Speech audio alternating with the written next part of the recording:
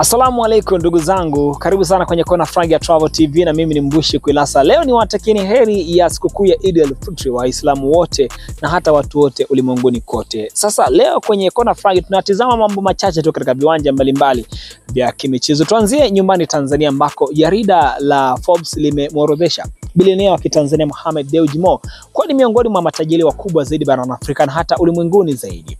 Kwa mujibu wa Forbes imeorodhesha kwamba Mo Dewji anamiliki ukwasi wa zaidi ya trilioni 5.7 za Kitanzania ambazo ni fedha nyingi zaidi. Je, unafikiri utajiri huu ambao Mohamed Dewji ameendelea kukusanya, na kwa mujibu wa Forbes, Mo Dewji amekuwa akipanda karibia kila mwaka kwenye orodha ambao wao wamekuwa wakiitoa.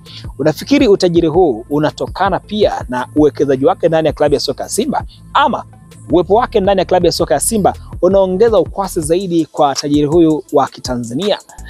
Sasa je, ni matajiri wangapi ambao unafahamu wa Kitanzania wanaweza kuwekeza pesa zao kwenye mpira ama wanaweza kutengeneza utajiri zaidi kutokana na mpira? Tuandikie maoni yako na sisi tutayazingatia zaidi. Taarifa nyingine ni kuhusiana na klabu ya soka ya Yanga Afrika ambao wao wanasafiri kesho tarehe 1 mwezi wa 4 kuelekea pale Tabora kwa ajili ya mchezo wa tarehe 2 mwezi wa 4 2025 dhidi ya Tabora, mchezo ambao utapigwa kwenye dimba la Ali Hassan Mwinyi pale mjini Tabora.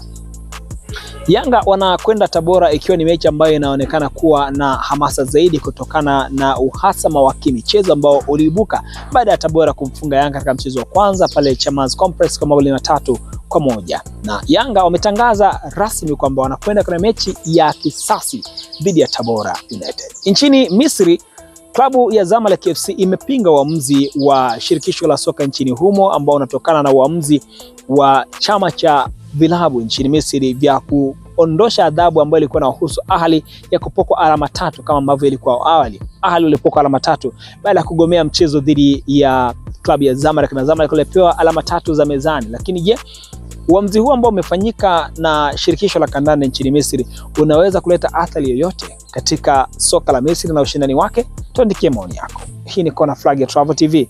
Mimi ni Mbushi Kwilasa.